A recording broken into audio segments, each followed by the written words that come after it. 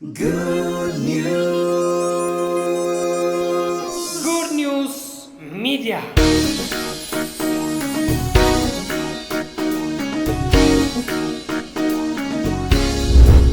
ኤፌሶን መልእክት ጥናታዊ ትምህርት ለተከታታይ ጊዜያቶች እቆያለሁ ብዬ አስባለሁ። ያው እየተሰጠ ያለው በግሬት አርሚ ፌዝ ቸርች ነው። እየሰጠ ያለው መጋቢ አለማየሁ ሽፈራው ወይም አሌክስ ይላል። የኤፌሶን መልእክት ጥናት እንግዲህ ክፍል 1 በክፍሎች እየከፋፈልን እናያለን። ብዙ ክፍሎች እንደምናይ ስለምፈልግ ክፍል 1 መግቢያውን እናየዋለን። ዛሬ መግቢያ ላይ አንዳንድ ሐሳቦችን አስቀምጣለሁ ስለ ኤፌሶን። መግቢያ ላይ ይህን መጽሐፍ ወይም ኤፌሶን ሲባል ኤፌሶንን ሊነካ የሚችል መጽሐፎች ቻፕተሮችን ላስቀምጥላችሁ። ሐዋርያ ሥራ ምዕራፍ 18፣ ሐዋርያ ሥራ ምዕራፍ 19 እና ሐዋርያ ሥራ ምዕራፍ 20 ብታዩ፣ እንዲሁም የኤፌሶን መልእክትን ብታዩ፣ እንዲሁም ደግሞ ዮሐንስ ራእይ ምዕራፍ 2 ከ1 እስከ 7 ያለውን ብታዩ ኤፌሶን የምትባለውን ቤተክርስቲያን እናውቃታለን። የኤፌሶንን ቤተክርስቲያን ወይም በኤፌሶን የነበረችውን ቤተክርስቲያን ትረዷታላችሁ ብዬ አስባለሁ።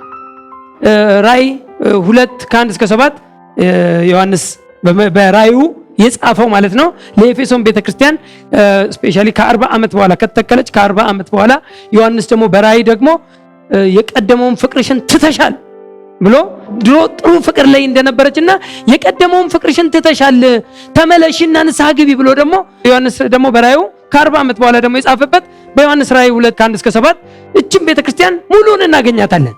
ሙሉዋን የምናውቅበት እንደው ለዳሰሳ ያህል ስታጠኑ እናንተ እነዚህን ቻፕተሮች ብታዩዋቸው ኤፌሶን ትገባቸዋለች። ብዙ ጊዜ ስሰብክ ካያችሁ ሐዋርያ ሥራ 19 ላይ ስፔሻሊ እነካና ባመናችሁ ጊዜ መንፈስ ቅዱስን ተቀበላችሁን ሲላቸው የኤፌሶን ቤተክርስቲያን ስል ሰው ግራ ይገባዋል። ምክንያቱም የከፈትኩት ሐዋርያ ሥራ ምዕራፍ 19 ቁጥር 2 ነው። ግን ኤፌሶን አይደለም ምናምን ይላል። ግን ኤፌሶን ቤተክርስቲያን የተተከለበት ጊዜ ስለነበረ በሐዋርያ ሥራ ያኔ ጳውሎስ በነበራቸው ጉዞ ያችን ቤተክርስቲያን የተከሉባት ጊዜ ስለነበር ነው። ስለዚህ አሁን ሐዋርያ ሥራ 18 ላይ ሲጠቀስ ኤፌሶን አለች፣ 19 ላይ አለች፣ 20 ላይ አለች። ስለዚህ ኤፌሶን ማን ናት? ኤፌሶን ምንድን ናት? ኤፌሶን በእስያ ውስጥ የምትገኝ በኢሲያ ወይም ኤዥያ በእንግሊዝኛው በዛ ውስጥ የምትገኝ የጥንታዊ ከተማ ነበረች። ጥንታዊ ከተማ ናት። ባጭሩ ኤፌሶን የከተማ ስም ነው። በኤፌሶን ላለች ቤተክርስቲያን ሲባል በኤፌሶን ከተማ ውስጥ ላለች ቤተክርስቲያን እንጂ የቤተክርስቲያኗ ስያሜም አይደለም። ግሬት አርሚ እንዳልነው የቤተክርስቲያኗ ስያሜ ሳይሆን በኤፌሶን ያለች ቤተክርስቲያን ነው እና በኋላ ላይ በደንብ ዝርዝሩን እንመጣለን። የኤፌሶን ከተማ በጊዜው ከነበሩ ትልልቅ ከተሞች እንደ ሮም፣ አንጾኪያ፣ ቆሮንቶስ እና እስክንድሪያ እንደ አንዱ የምትመደብ ከተማ ነበረች። ከፍተኛ ከተማ ናት። ኃይለኛ ከተማ፣ ደማቅ ከተማ፣ ትልቅ ከተሞች ከሚባሉት ውስጥ አንዷ ናት ኤፌሶን ከተማ። ድሮ ያው ሮምን ነው ብዙ ጊዜ የምትታወቀው። ሮም፣ አንቲዮክ ወይም አንጾኪያ፣ ቆሮንቶስ፣ እስክንድሪያ እነዚህ የግብፁ ማለት ነው። እነዚህ ትልልቅ ከተሞች ከሚባሉ በዓለም ካሉ ከተሞች አንዷ ናት የኤፌሶን ከተማ። የኤፌሶን ከተማ በጣዖት አምልኮ የምትታወቅ ከተማ ነበረች። እዚች ከተማዋ ምን ይመስላል፣ ከተማዋ ምን ትመስላለች የሚለውንም እወቁት። ከተማዋ የጣዖት አምልኮ የነበረባት ከተማ ናት። በተለይ ሮማውያን ዲያና ወይም ዳያና ብለው የሚጠሯት፣ ግሪኮች ደግሞ አርጤምስ ብለው የሚጠሯት ወይም የሚያመልኳት የጣዖት ቤተ መቅደስ ነበረች እዛች ከተማ ውስጥ። እቺ ቤተ መቅደስ በጣም ጉልላቷ ራሱ ትልቅ ከመሆኑ የተነሳ በጣም ታዋቂ ናት። የጣዖቷ ስያሜ የፍሬያማነት አምላክን የሚያመለክት ስለነበር ብዙ ሴቶች ዲያናን ወይም እችን ጣዖት በማምለክ ልጆችን እንደሚወልዱ ብዙ ሴቶች ያምኑ ነበር። ዲያና የምትመለክበት ቤተ መቅደስ ሐውልቷ እጅግ አስደናቂ በመሆኑ ከሰባቱ የጥንቱ ዓለም አስደናቂ ነገሮች እንዳንዱ ትቆጠር ነበር። እቺ የዲያና ቤተ መቅደስ ማለት ነው። ከሰባቱ እንዳንዱ 7 አሉ በዓለም ውስጥ ትልልቅ ከሚባሉ በዛ ወቅት ነው ማወራችሁ። ኤፌሶን ከዲያና ጣዖት በተጨማሪ ዋነኛ የጣዖትና የምታት ማዕከልም ነበረች። ምትሃት አለ፣ አስማተኞች አሉ፣ ጥንቆላ አለ። ከተማዋ በቃ የምትታወቀው አንዱ በዚህ ነው። በዚህም በክፉ መንፈስ አገልግሎት ውስጥ የተሞላች ከተማ ነበረች። ሌላኛው የኤፌሶን ሰዎች በክርስቶስ ካመኑ በኋላ ቢያንስ በዛ ወቅት ማለት ነው 50,000 ብር የሚገመቱ የምትሃት መጻሕፍት እንዳቃጠሉም ይነገራል። በኋላ ላይ ማለት ነው ልክ ጌታን ከተቀበሉ በኋላ ጌታን ሲቀበሉ በጣም የምትሃትና የጥንቆላ ሀገር ከመሆኑ የተነሳ ልክ ጌታን ሲቀበሉ እያመጡ የሚያቃጥሉት መጽሐፍት ብሩ ሲገመት 50,000 ብር ሁሉ ነበር ማለት ነው። እንግዲህ ብሩ የተገመተው በዛ በድሮ ዘመን ነው። በአሁኑ 50,000 ብር እንዳታደርጉት። በጣም ብዙ ብር የሚገመቱ መጽሐፍቶች ተቃጥለዋል። እነ ጳውሎስ ወንጌልን ካደረሱ በኋላ ወንጌል ዛች ከተማ ውስጥ ከገባ በኋላ ባጭሩ የጣዖት አምልኮ የሞላባት ከተማ ነበረች ማለት አንደኛው። ሌላኛው ፓርት እንድታዩት የምፈልገው ኤፌሶን ሲባል ያቺ ኤፌሶን ከተማ የንግድ ከተማም ነበረች። ዳሰሳ ስለሆነ በደንብ ኤፌሶንን አውቀናት ከዛ በኋላ ኤፌሶን መልእክት ሲባል ምዕራፍ 1 ምናምን ይሄን ቀለል አድርገን ጳውሎስ እንዴት እንደታገለ የጳውሎስንም ድካም ጳውሎስ እንዴት ሰፈር እንዳደረገ በዛች ከተማ ላይ ማየት ስለሚገባን ነው። ከተማዋ ምን ትመስል ነበር የሚለውን እንድታዩ የሚያስፈልገው። ኃይለኛ የጥንቆላ፣ ኃይለኛ የምትሃት፣ ኃይለኛ የጣዖት አምልኮ የተሞላባት ግን ታላቅ ከተማ ከሚባሉት ውስጥ ደግሞ አንዷ የሆነች ከተማ ናት ኤፌሶን። ሌላኛው አሁንም ኤፌሶንን ትንሽ ልጨምርላችሁ። የኤፌሶን ከተማ ዋነኛ የወደብ ከተማና የእስያ አውራጃ መዲናም ነበረች። ኤፌሶን የንግድም ሁለት ቪዎችን እንድታዩ ፈልጋለሁ። በኤፌሶን አንደኛው የንግድ ማዕከል ነበረች፣ አንደኛው የጣዖት አምልኮ የሞላባት ከተማ ነበረች። በእስያ ውስጥ የንግድ ዋና መዲና ሴንተር። ለምን? ወደብም ስለነበረባት፣ የወደብ ከተማም ስለነበረች፣ ወደብም ስለነበር ከተለያየ አገር በባህር በመርከብ ተጭነው የሚመጡ ዕቃዎች ያሉባት፣ ወደብ የሚራገፍባት፣ አብዛኛው የንግድ እንቅስቃሴ ወደ ኤፌሶን ከመጣ በኋላ ከዚያ ወደ ጥንቱ ዓለም ሁሉ ይሰራጭ ነበር። ለምን? ወደብ ናት፣ የምታሰራጭ ናት። እዛች ኤፌሶን ከተማ ላይ ይመጣና ከተለያየ ቦታ የሚመጣ የወደብም ስለነበር መጥተው የሚራገፉበት ብዙ ሕዝብ የሚኖርባት አይሁድን ጨምሮ ከአይሁድ ውጭ የሆኑ አሕዛቦች የሚመላለሱባት የንግድ ከተማ ሲባል አንድ የሆነ ማህበረሰብ ብቻ የሚኖርባት ብቻ ማለት አይደለም። የንግድ ከተማ ከሆነች ብዙ ሕዝብ፣ የተለያዩ ሕዝቦች ከተለያየ ሀገር የሚመጡ ሰዎች የሚገቡባት ከተማ ናት ማለት ነው።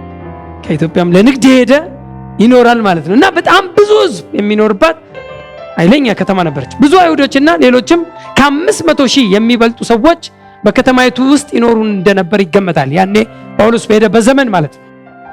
በዚያ ከነበሩት አይሁዶች አንዳንዶች ወደ ክርስትና እምነት ሲመጡ፣ አብዛኞቹ ግን የወንጌሉ ጠላቶች ሆነው በዛ ወቅት ማለት ነው ክርስቲያኖችን ያሳድዱ ነበር። ጳውሎስ ከገጠመው ኃይለኛ ቻሌንጅ በኤፌሶን ጳውሎስ ረጅም ጊዜም ካስፈለገ ከተቀመጠባቸው፣ ያው ትራቭል ነው የሚያደርገው፣ ብዙ ትሪፖች ነበሩት፣ ይጓዝ ነበር፣ የወንጌል ትሪፖች። ረጅም ጊዜ በአንድ ከተማ ላይ የተቀመጠው በኤፌሶን 3 ዓመት ያህል ረጅም። ለምን? ኢዚ አልነበረም፣ ከባድ ነበር። ይህንን የእውነትን መንገድ እያጣመሙ ይላል። የእውነትን መንገድ ክራይስት ነው እውነት እና መንገዱን ወይም ወንጌሉን የሚያጣመሙ ነበሩ። ሐዋርያት ሥራ ምዕራፍ 19 ላይ ሄዳችሁ ስትመለከቱ የሚያጣምሙ እስከ እስር ቤት ድረስ የሚያስገቧቸው ቻሌንጅ የበዛባቸው የከተማው ንጉሥ ራሱ ሳይቀር የተነሳባቸው እነ ጳውሎስ ላይ እና ብዙ ሰዎች ጌታንም ተቀብለዋል። አዘሴም ታይም ኃይለኛ ፋይትም የነበረበት ጳውሎስ ከሰራቸው ወይም ወንጌልን በደንብ አድርጎ ካደረሰበት ከተማ በጣም ብዙ ቻሌንጅ የገጠመው ከተማ አንዷ ኤፌሶን ነበረች። የኤፌሶን ከተማ ናት። ለምንድን ነው? አንደኛ ሞር የንግድ ከተማ ናት። ሁለተኛ ይሄ ቅድም ያልኳቸው የክፉ መንፈስ አገልግሎት፣ የጣዖት አምልኮ፣ የጥንቆላ አገልግሎት፣ የምትሃት አገልግሎት የበዛባት የከተማ ደማቅ ከተማም ትልቅ ከተማም ስለነበረች ቻሌንጁ ለጳውሎስ ቀላል አልነበረም። አንዲት ከተማ ላይ 3 ዓመት ቆይቶ አያውቅም ከኤፌሶን ውጭ። ጳውሎስ ኤፌሶንን መናኸሪያ አድርጎ በመጠቀሙ ወንጌል በእስያ አውራጃ ውስጥ በፍጥነት ሊሰራጭ ይችላል። በእስያ ብሎ በኮንፊደንስ ነው ሁሉ የተናገረው። በእስያ ውስጥ ማለት እንትን አረጋት፣ ሴንተር አረጋት ኤፌሶንን። ለምን ከየትኛውም አገር ይመጣሉ። የመጡትን ሁሉ በወንጌል ይሞላቸውና ወደ ሀገራቸው ሲገቡ ወንጌሉ ይሰራጭ ነበር። ወንጌል እንዲሰራጭ ትልቅ ምክንያት ፈጥሯል። ያቺ ከተማዋ ራሱ በጣም ለወንጌል ተመችተዋለች። ጳውሎስ የሚመጡ ሰዎች ይሰማሉ። ቻሌንጅም ቢበዛ ጥቅሙ ግን ሰፊ ነው አለ። በጣም ብዙ ሰዎች የተለያዩ ፊቶች ሁል ጊዜ ይመጣሉ። የንግድ ከተማ ስለሆነች ይመጣሉ። ደግሞ የተመቸው አንዱ ደግሞ የጥንቆላ ሀገርን በመሆኑ ጥንቆላን የሚያሸንፍበት አቅም ወንጌሉንም ስለያዘ አሜን። እነ ዲያና የሚያክሉ በዓለም ታዋቂ የሆነ ታወር ወይም ሐውልት የሰሩ እነሱን ሁሉ ዊን እስከሚያደርግ በጣም በብዙ ቻሌንጅ እና በብዙ ኢፌክቲቭነስም ቻሌንጅ ቢኖረው በጣም ውጤታማ የሆነበትም ከተማ ናት። ጳውሎስ ውጤታማ የት ነው እስቲ በየትኛው ከተማ ቢባል ይገባዋል። ለምን እስያን ያጥለቀለቀው ወንጌሉ ወደ እስያ እንዲገባ ያደረገው እችን ኤፌሶንን በመጠቀም ነው። ኤፌሶን መካከለኛ የወደብ ከተማን በመሆኗ የንግድ ከተማን በመሆኗ ቅድም እንዳልኳችሁ ደግሞ የጥንቆላ ወይም እነ ዲያና ወይም አርጤምስ የሚባል ታዋቂ የሆነ የጣዖት አምልኮ የሞላባት ከተማን በመሆኗ ጳውሎስ የግድ ያቺ ኤፌሶን ላይ ብዙ ቆይቶ ብዙ መስራት እንዳለበት አምኖ ብዙ ያተረፈበት እንደሆነ ይነገራል። ብዙ ሰዎች የንግድ ማዕከል ወደ ነበረችው ኤፌሶን የንግድ ተግባራቸውን ለማከናወን በሚመጡበት ጊዜ ቅድም እንዳልኩት ወንጌልን ይሰብክላቸዋል። እነርሱም ወንጌሉን ይዘው ወደ መጡበት ሀገር ይመለሳሉ። በዚህ ምክንያት ወንጌል በእስያ አህጉር ውስጥ ሊስፋፋ ችሏል ማለት ነው። ከዚች ከተማ የተነሳ ኤፌሶን ማን ናት? ኤፌሶን ምንድን ናት? ከተማ ናት። እና ጳውሎስ በጣም ይገርማቸዋል። እዛች ኤፌሶን ከተማ ላይ ቆይቶ ሁለት ነገር ነበር ሲሰራ የነበረው። አንደኛ ብዙ የንግድ ከተማ በመሆኗ ብዙ አዲስ ፊቶችን ስለሚያይ ብዙ አዳዲስ ሰዎች ስለሚመጡ ወንጌልን ይሰብካል። የመጀመሪያው ቤኔፊቱ ወንጌል ማድረስ ነው። አዘ ሴም ታይም ደግሞ በዛች ሀገር ላይ ደግሞ ቤተክርስቲያኒቷንም ተክሏታል። በዛች አስቸጋሪ በምትባለው ከተማ ላይ ደግሞ ጳውሎስ የክርስቶስን ቤተክርስቲያን ሊተክል እድል አግኝቷል።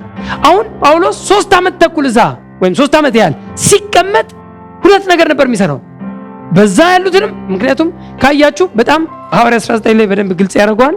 ወንጌሉን ሊሰብክ ጳውሎስ በሄደ ጊዜ በጣም ፋይት ያውም ያሳመናቸውንም ጌታንም የተቀበሉትንም የሚበርዙ ክፉ ሰዎች አጋጥመውት ነበር። የሚበርዙ እነሱን እንኳን በጣም ኃይለኛ ሲሆንበት ኦይ ብሎ የዘየደው ዘዴ ጢራኖስ የሚሏት ትምህርት ቤት ነበረች። 12 ደቀ መዝሙር አግኝቶ ነበርና ምክንያቱም ከዛ በፊት ኋላ ላይ ነግራችኋለሁ። ከዛ በፊት በዮሐንስ አማካኝነት ወንጌልም ገብቶ ከተማው ላይ ደርሶ ስለነበረ በደንብ ግልጽ የሆነ ወንጌል ባይኖርም ባመናችሁ ጊዜ መንፈስ ቅዱስን ተቀበላችሁ ሲላቸው መንፈስ ቅዱስ ብለውታል። መንፈስ ቅዱስ እንዳለም አልሰማንም ብለው ግራ የተጋቡ ስለ መንፈስ ቅዱስ የማያውቁ ሁሉ ግን ደቀ መዝሙር የዮሐንስ ደቀ መዝሙር የነበሩ እና ታዲያ በምን ተጠመቃችሁ? እኛ በዮሐንስ ጥምቀት ነው የተጠመቅነው ብለው የዮሐንስ ጥምቀት ላይ የተመሰረቱ የነበሩ ጥቂት ትንሽ ወንጌሉ የገባቸው ግን ያልተረዱ ሰዎች ነበሩ። እነዚህን 12ቱን ሰዎች ይዞ ጢራኖስ በሚሏት ትምህርት ቤት አስገብቶ ሐዋርያት 19:9 ላይ ሄዳችሁ ታገኙታላችሁ። ወስዶ እዛ ጢራኖስ በሚሏት ትምህርት ቤት አስገብቶ 2 ዓመት ተኩል አስተማረ። ካስተማረ በኋላ ከተማው ላይ እነሱን አስታጥቆ ደስ የሚለው እኮ ነው ወንጌል እኮ ነው።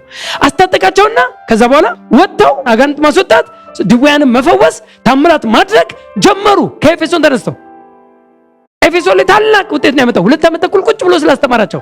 ብራዘር አገልጋይ የሚያደርገው ሰውን ትምህርት ነው። ያለ ትምህርት ዝም ብሎ ሰው በጸጋ ብቻ የሚባል ነገር የለም። እስካልታጠቅ፣ እስካልተማርክ፣ በእውቀት እስካልተሞላ ከምትጠቅመው በላይ የምታጠፋው ከምትጠቅመው በላይ የምትጎዳው ይበዛል። ያልተማረ ሰው አደጋው ብዙ ነው። አደጋው ያልተማረ አገልጋይ። ስለዚህ እነዚህን አስታጠቃቸውና የኤፌሶንን ከተማ በወንጌል ሞሏት። ታምራት ያደርጉ ጀመር። አሁን ማንን ያዙ? በፊት ጳውሎስ ብቻ ነበር የሚያዘው። አሁን ግን አስገብቶ ያስመረቃቸው ጢራኖስ ትምህርት ቤት ውስጥ አስገብቶ ያስመረቃቸው ለ2 ዓመት ተኩል ያስተማራቸው ሰዎች ስላሉ እነዚህን አሁን 13 ሆነው ወጡበት ማለት ነው።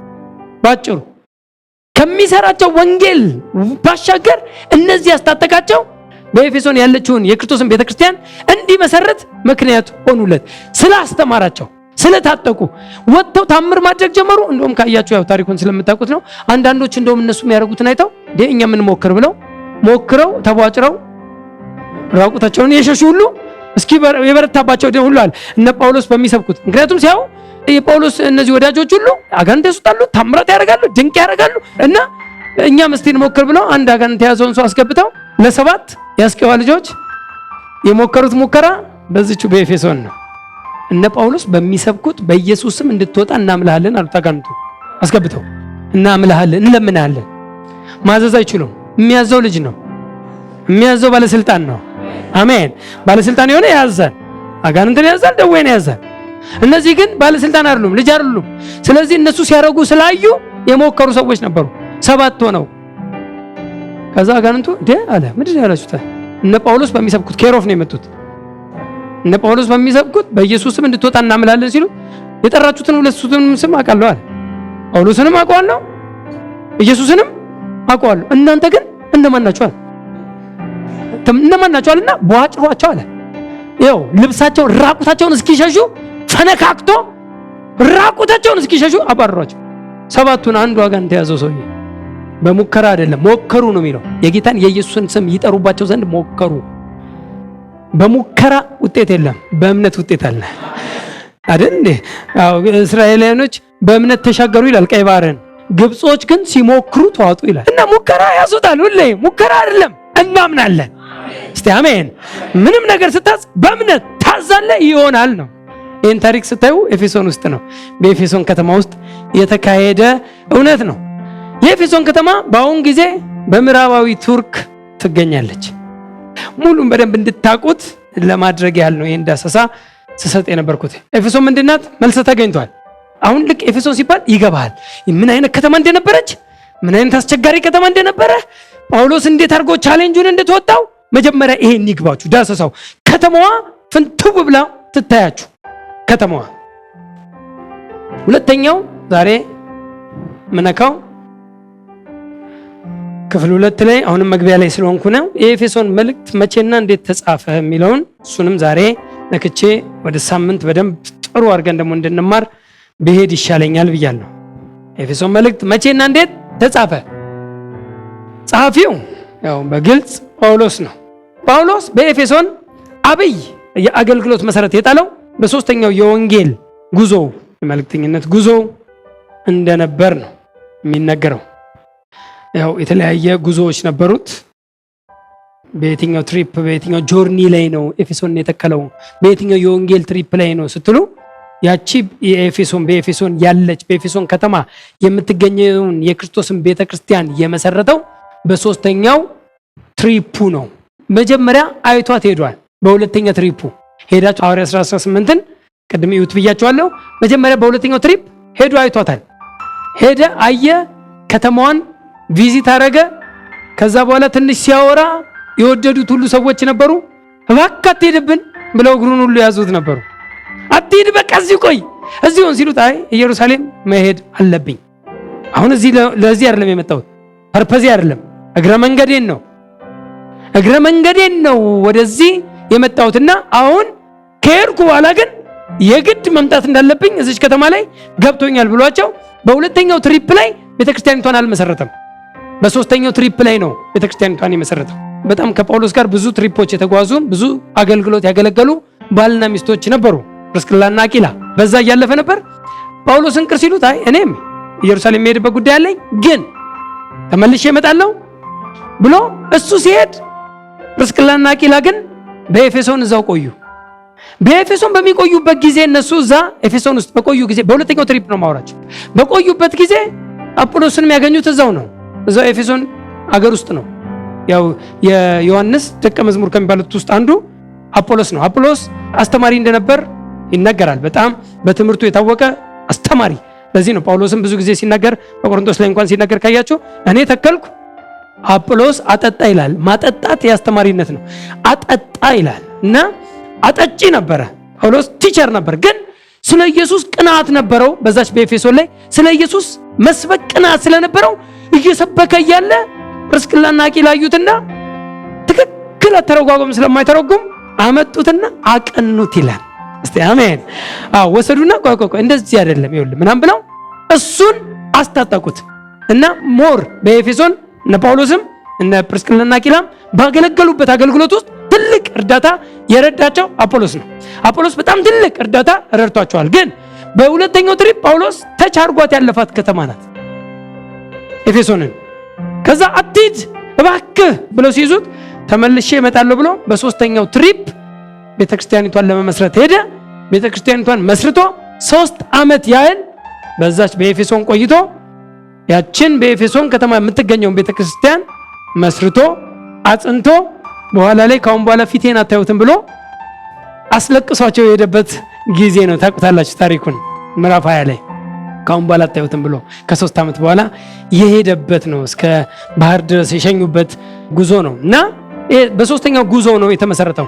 የኤፌሶን መልእክት ከአራቱ የጳውሎስ የወህኒ ቤት መልእክቶች አንዱ እንደሆነ ይነገራል። 4 የወህኒ ቤት መልእክቶች ነበሩት። እስር ቤት ሆኖ በሮም እስር ቤት ውስጥ ሆኖ የጻፋቸው መልእክቶች ነበሩት።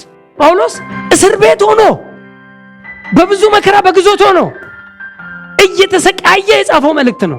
4 መልእክቶችን ፊልጵስዩስ አሁን የፊልጵስዩስ በጌታ ደስ ይበላችሁ ሲል ጳውሎስ ሶፋ ላይ ተኝቶ እንዳይመስል ደግሜ እላለሁ ደስ ይበላችሁ ሲል እስር ቤት የከተማው ሽንት ቤት የሚያልፍበት እስር ቤት ከስር ሽታውን እየጠገበ እኔ በዛ ውስጥ ሆኖ ሁልጊዜ በጌታ እኛ ግድግዳ ላይ ሲምፕል ያርገናታል። ፖል እንዴት እንደጻፈው የኤፌሶን መልእክት ይህን የሚያክል ጃይንት መልእክት የተጻፈው እስር ቤት ሆኖ ነው። በእስር ቤት እያለ ነው ጳውሎስ። የእስር ቤት መልእክቶቹ ከሚባሉት ከአራቱ አንዱ ኤፌሶን ነው። ሌሎቹ ፊልጵስዩስ፣ ቆላሲያስ፣ ፊልሞና እነዚህ ናቸው 3ቱ። የኤፌሶን መልእክት በ60 ወይም በ61 ዓመተ ምህረት እንደተጻፈ ይነገራል። የኤፌሶን መልእክት መቼ ተጻፈ? በ60 ወይም በ61 ዓመተ ምህረት 60 ይባላል። አብዛኞቹ ወደ 60 ያደላሉ። በ60 ዓመተ ምህረት ውስጥ የኤፌሶን መልእክት እንደተጻፈ ይነገራል። አንዳንዶች 61ም ስለሚሉ በ60 እና በ61 ዓመተ ምህረት ውስጥ ሊሆን ይችላል የሚል የግምታዊ እውነት ይነገራል። በ60 ወይም በ61 ዓመተ ምህረት የቆላሲያስ የፊልሞናና የፊልጵስዩስ መልእክቶች በተጻፉበት በተመሳሳይ ጊዜ በሮም እስር ቤት እያለ እንደጻፈ ያምናሉ። እስረኛ የሆንኩ እያለ ጳውሎስ የሚናገራቸው እነዚህ ኤፌሶን 3:1፣ ኤፌሶን 4:1፣ ኤፌሶን 6:20፣ ሐዋርያ ሥራ 28:30 ላይ እነዚህን ስትመለከቱ ሞር ጳውሎስ በእስር ቤት ውስጥ ሆኖ እንደጻፈ እነዚህን 4ቱን የእስር ቤት መልእክቶች እንደጻፈ ይነገራል። ኤፌሶንን ጥናት ስናጠና ወደ ጥቅስ ከመግባታችን በፊት የኤፌሶንን ዳሰሳ ኤፌሶን ማናት በደንብ ገብታችኋል። ኤፌሶን በደንብ ማን ነበረች? ያኔ አሁን የት ናት? ምዕራባዊ ቱርክ ውስጥ ያለች ከተማ ናት። ስለዚህ በኤፌሶን ምን ነበረ? እንዴት ነበረ? ቻሌንጁ መቼ ተጻፈ? እንዴት ተጻፈ? እሱ የት ነበረ የሚለውን ጸሐፊውስ ማን ነው የሚለውን መልሰናል ዛሬ። ፕሬዝ ጋድ። ጳውሎስ በዚች የኤፌሶን ከተማ ለ3 ዓመት ያህል ቆይቶ ወንጌልን እንደሰበከና ቤተክርስቲያኒቱን እንዳጸና ይታወቃል። 3 ዓመት ያህል ቆይቷል በዛች በኤፌሶን። ጳውሎስ ከተከላቸው ቤተክርስቲያኖች ረጅም ጊዜ የቆየው በኤፌሶን ነው። 3 ዓመት ያቆየው የጦፈች ከተማ ስለሆነች የወደብ ከተማ ስለነበረች ቅድም እንደነገርኳችሁ ብዙ የኢሲያ ሰዎች እንዲሰሙ የግድ በቃ በየጊዜው የሚመጡ አዳዲስ ህዝቦች ስለሆኑ ከዚህ ሀገር መሄድ የለብኝም ብሎ የቆየበት በኋላ ላይ በጣም እሱ በኮንፊደንስ በኢሲያ ወንጌልን ያልሰማ እንኳን እንደሌለ ሁሉ እያለ በኤፌሶን አይደለም በኢሲያ ብሎ ምክንያቱም እዚህ መጥተው ሰምተው የሚሄዱ ሀገራቸው ላይ ወንጌሉን ይዘው ይገባሉ እና ብዙ ቸርቾችን እንደውም ለመተከል ምክንያት የሆነችው ከተማ የኤፌሶን ቤተክርስቲያን ናት። የኤፌሶን ቤተክርስቲያን ብዙ ቸርቾችን ጳውሎስ እንዲተክል ግን ጳውሎስ ብቻ ሳይሆን የሚተክለው እዚህ ጋር ያስታጠቃቸው ሄደው ቸርቹን ፕላንት ያደርጋሉ። ፕሬዝ ጋድ። ሶስተኛውን ፖይንት ብቻ ልንካትና ልጨርስ። የኤፌሶን መልእክት ተደራሳያን እነማን ናቸው? የዚህ መልእክት ወይም የኤፌሶን መልእክት አሁን እኛ እቺ የኤፌሶን መልእክት ነው የምናጠናው እና የኤፌሶን መልእክት የመጀመሪያ ተደራሲ በኤፌሶን ለምትገኘው ወይም በኤፌሶን ከተማ ውስጥ ለምትገኘው የክርስቶስ ቤተክርስቲያን ነው። የመጀመሪያ ተደራሲዋ ያቺ በኤፌሶን ከተማ የምትገኘው የክርስቶስ ቤተክርስቲያን ነው ደብዳቤውን የጻፈው። አንዳንድ ሰዎች ያው ቴዎሎጂያን በጣም በተለያየ ቪው ስለሚናገሩት አንዳንዶች አይ ይህ መልእክት የተጻፈው ለኤፌሶን ብቻ ነው ብለው ያምናሉ። ለኤፌሶን ቤተክርስቲያን በኤፌሶን ለምትገኘው ቤተክርስቲያን ነው መልእክቱ የተጻፈው ይላሉ። አንዳንዶች ደግሞ አይ መልእክቱ የተጻፈው የመጀመሪያ ተደራሲው ወይም የመጀመሪያ መልእክቱ እንዲነበብ ወይም ደብዳቤው እንዲነበብ የተፈለገው በኤፌሶን ይሁን እንጂ በኤፌሶን ብቻ ግን የሚቀር ደብዳቤ አይደለም፣ ለቅዱሳን ሁሉ የሚጠቅም ስለሆነ እቺ ደብዳቤ ዘዋሪ ደብዳቤ ትሁን። ዘዋሪ ደብዳቤ ማለት ምንድነው? ሌላ ቤተክርስቲያን ሜዳ ትነበብ። አሁን እንደ መልእክት ሲቀመጥ እንትን ሆነ እንጂ ሄዶ እኮ ደብዳቤው ነው እኮ የሚነበበው። ደብዳቤው በኤፌሶን ቤተክርስቲያን ዛሬ ጳውሎስ የላከላችሁ መልእክት አለ ይባላል። ዛሬ ጳውሎስ የላከው ለዚች ቤተክርስቲያን የላከው በእስር ቤት ሆኖ የላከው መልእክት አለ።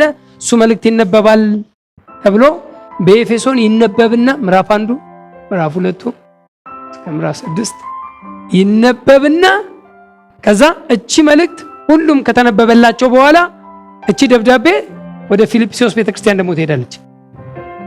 ወደ ቆላስይስ ቤተክርስቲያን ደግሞ ትሄዳለች። ወደ ተለያዩ ወደ ቆሮንቶስ ቤተክርስቲያን ትሄዳለች። እቺ ደብዳቤ ብዙዎች የሚያምኑበት ወይም ብዙዎች የተስማሙበትን እውነት ነው የምነግራችሁ። ዘዋሪ ደብዳቤ ነው የኤፌሶን። ለምን የሚለውን ኮት ሲደረግ የተለያየ ኢሾች ይነካሉ። እሱንም ትንሽ ፖይንቱን ትናረጋለሁ። ይህ መልእክት ኤፌሶንን ጨምሮ ወደ ሌሎች ቤተክርስቲያናት እንዲደርስ የተጻፈ ዘዋሪ ደብዳቤ ነው። ዘዋሪ ደብዳቤ ሲባል ግራ ይገባችሁ ማለት እዚህ ቤተክርስቲያን ብቻ የምትቀር ደብዳቤ መልእክት ሳትሆን ወደ ሌላም ከተማ ወደ ሌላም ቸርች የሚሄድ ደብዳቤ ነው። ዘዋሪ ደብዳቤ ነው። ምክንያቱን ሲጠቅሱ በጥንታዊ ብራናዎች ላይ በኤፌሶን ላሉት የምትለዋ አንድ አሁን ኤፌሶንን ከፍተን ብናነብ በኤፌሶን ላሉት ይላል አይደል? ይሄ ቃል በድሮ በጥንታዊ ብራና ላይ የለም። ለኤፌሶን የምትል የለም። አሁን ያለው ባይብሎቻችን ላይ ነው ያለው እና ጥንታዊ ብራና ላይ የለም። ስለዚህ አንደኛው ይሄ ምክንያት ዘዋሪ ደብዳቤ ሊሆን ይችላል ብለው ቴዎሎጂያንስ ወይም ስነ መለኮት አዋቂዎች ይህንን ቪው ይናገራሉ። ሌላኛው ደግሞ ከዚህ በተጨማሪ እንደ ሌሎቹ መልእክቶች የሰዎችን ስም እየጠራ ሰላምታ አያቀርብም። ዘዋሪ ደብዳቤ ሲሆን ወይ ለአንድ ስፔሲፊክ ለአንድ የሆነ ቸርች ለቆሮንቶስ ቤተክርስቲያን የተጻፈ ደብዳቤ በእናንተ መካከል ችግር አያለው ብሎ ይጽፋል። ይሄ የኤፌሶን መልእክት ላይ ግን ችግር አያለው ብሎ በኤፌሶን ለተፈጠረ ችግርና እጥረት ወይም ድካም ወይም ብርታት የተጻፈ ምንም ነገር የለም።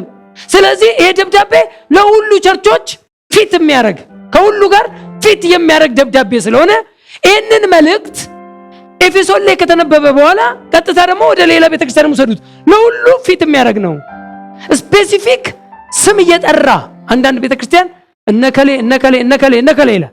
ደግሞ በመካከላችሁ ደግሞ አንዳንድ ነገር እሰማለሁ የአባቱን ሚስት ያገባ አለ፣ ይሄን ሰውዬ አስወግዱት ይላል። ስፔሲፊክ ለቆሮንቶስ ሰዎች ሲጻፍ አሁን የፊልጵስዩስ ስፔሲፊክ ለፊልጵስዩስ ነው እና በቃ ለፊልጵስዩስ ሰዎች በደንብ አድርጎ ሰዎቹን እየጠቀሰ አሁን ደግሞ ልኬዋለሁ አፍሮዲጡ ልኬላችኋለሁ ምናምን እያለ በደንብ ለፊልጵስዩስ ሰዎች ስፔሲፊክ አድርጎ የጻፈበት መልእክት አለ። ለፊልጵስዩስ ሰዎች የጻፈው ጳውሎስ ደብዳቤ ለሌላው ለኤፌሶንም ለምንም አዙሩት ያለው አይደለም። ስፔሲፊክ ለዛች ቤተክርስቲያን የተጻፈ ደብዳቤ ነው። ችግራቸውን እየነቀፈ ወይም ደግሞ ብርታታቸውን እያበረታታ ለምሳሌ ተሰሎንቄ እናንተ እምነታችሁ በየጊዜው እያደገ በመምጣቱ በእናንተ ደስ ይለኛል እያለ ተደስቶ ደግሞ የሚጽፍበት እምነታችሁ በየጊዜው እያደገ በመምጣቱ ፍቅራችሁም ደግሞ እየጨመረ በመምጣቱ በዚህ ደስ ይለኛል ብሎ ደግሞ ስፔሲፊክ በእምነት እያደገች ለሄደ ቸርች የሚጽፈው አለ። አንዳንዱ ደግሞ የሚነቅፍበት እነቅፋለሁ ብሎ ደግሞ የሚጽፍበትም ደብዳቤ አለ። ይሄኛው ደብዳቤ ግን ወይ የሰው ስም የለውም ይላሉ፣ ምንም የሰው ስም አልጠቀሰም፣ ምንም በኤፌሶን ለምትገኝ የሚልም አላለም። ስለዚህ እቺ ደብዳቤ ፍሪ ሳይዝ ስለሆነች ለሁሉ ቤተክርስቲያን፣ ሁለተኛ ኮንቴንቱ ራሱ ሁሉም ቅዱሳን ሁሉም አማኞች እንዲያውቁት፣ እንዲረዱት፣ እንዲገባቸው ለሁሉ ትክክል የሆነ መልእክት ስለሆነ እቺ ደብዳቤ ወይም እቺ መልእክት ለአንድ ቤተክርስቲያን ብቻ የምትወሰን አይደለችም። ሁሉም ሊያውቁት ሊረዱት በክርስቶስ ኢየሱስ የሆኑት እውነት ጳውሎስ በዋናነት በክርስቶስ ብሎ የጀመረባት ናት። ስለዚህ በክርስቶስ አማኞች ያገኙት እውነት አማኞች ሁሉ ሊያውቁት ሊነበብ ይገባል አለ። ከዚህ በተጨማሪ ጳውሎስ እንደ ሌሎቹ መልእክቶች የሰዎችን ስም እየጠራ ሰላምታ አያቀርብም። በዚህ ቤተክርስቲያን ብቻ ስለሚገኝ የተለየ ችግር ወይም ሁኔታ አያነሳም። በዚህ ምክንያት ትምህርቱ ሁሉንም አብያተ ክርስቲያናት እንዲመለከት ተደርጎ የቀረበ ነው። ተደራሲው ለሁሉ ይሁን፣ ለኤፌሶን ብቻ ይሁን። ማጋይ ድረስ የደብዳቤ ለሁሉም። በዚህ መልእክት ውስጥ ለአንድ ሎካል ቸርች ሳይሆን ዩኒቨርሳል ቸርችን የሚነካ ነው። ዩኒቨርሳል አጠቃላይ ቤተክርስቲያን ሲል አንዳንዶች ያው ለዛቸው ለኤፌሶን ቤተክርስቲያን ነው ብለው ስለሚያስቀምጡ አይ ለኤፌሶን ብቻ አይደለም ለሁሉም ቤተክርስቲያን ሲል ሁለት ነው። ቸርች ሲባል ሎካል ቸርች እና ዩኒቨርሳል ቸርች የሚባላል። ሎካል ቸርች ማለት አጥቢያ። አሁን እቺ ሎካል ናት አይደል? ግሬት አርሚ ሎካል ናት። ክርስቶስ ኢየሱስ የቤተክርስቲያን ራስ ነው ሲባል የግሬት አርሚ ብቻ አይደለም አይደል እንዴ? የዩኒቨርሳል ቸርች ዩኒቨርሳል ቸርች ሁሉ በአንዱ መንፈስ ስለጠጡ ሁሉም አንድ ስላደረጋቸው ዩኒቨርሳል ቸርች የተያያዘበት መያያዝ አለ። የዩኒቨርሳል ቸርች እዚህም ያለው ጋናም ያለው እንግሊዝም ያለው ቸርች ዩኒቨርሳል ቸርች የምትባል ማለት አዘሴም ታይም ደግሞ ሎካል ደግሞ ለአንዲት አጥቢያ ደግሞ ሎካል ቸርች ደግሞ አለ። ስለዚህ ይህንን ቤተክርስቲያን ብሎ የሚጠቅስበትን የጳውሎስ ለዩኒቨርሳል ቸርች እንጂ ለሎካል ቸርች ቢሆን ኖሮ ተደራሲዎቹ እነማን ነበር የሚሆኑት? የኤፌሶን ብቻ ይሆኑ ነበር። ግን ለዩኒቨርሳል ቸርች አድርጎ ነው እየጻፈው ይባላል። ጌታ ይባረክ። ቆንጆ ዳሰሳ ዛሬ አይተናል። ዛሬ ከዚህ በላይ አልሄድም። ፕሬዝ ጋድ። ዛሬ 3 ነጥቦችን ወይም 3 ክፍሎችን እንድናይ ፈልጌያለሁ። አንደኛው የመልእክቱ ተደራሲ ነው። ሁለተኛው መቼና እንዴት ተጻፈ ነው። ሶስተኛው ኤፌሶን ማናት ነው። እነዚህን 3 ነገሮች በደንብ የተረዳ ሰው ወደ መልእክታውን ሲኬድ ምንም ግራ አይገባችሁም። አሁን ሲምፕል ነው የሚሆነው። ኤፌሶን ሲባል ካሁን በኋላ ፒክቸራይዝ አድርጌያለሁ መቼ። ስለዚህ ሰው ሲሰማ ፒክቸራይዝ ያደርጋል፣ የሆነ ነገር ይስላል። እና ልክ እንደዚሁ ስዕሏን ኤፌሶንን ከተማ ቤተክርስቲያን እንድታውቋት እንድትረዷት ከማድረግ አንፃር እነዚህ 3 ነጥቦች ዛሬ ነክቻለሁ። ሳምንት በጣም ወደ ዋናው ይሄ እንደው ትልቅ ነገር አይደለም። ይሄ ሰው በጣም ትልቅ የሚያደርገው ይገርማል የሚለው ይሄንን ይሄ ምንም አይገርም።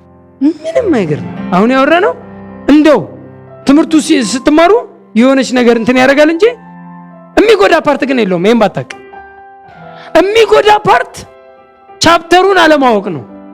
የቻፕተሩ ላይ የተጻፈውን ኢንግሪዲየንት ወይም ሰብስታንስ አለማወቅ ይጎዳል። ሰብስታንሱን ማወቅ ይጠቅማል። ይህን ማወቅ ጥሩ ነው፣ አለማወቅ ግን አይጎዳንም። ግን ማወቃችን ግን ይጠቅመናል። ሃሌሉያ።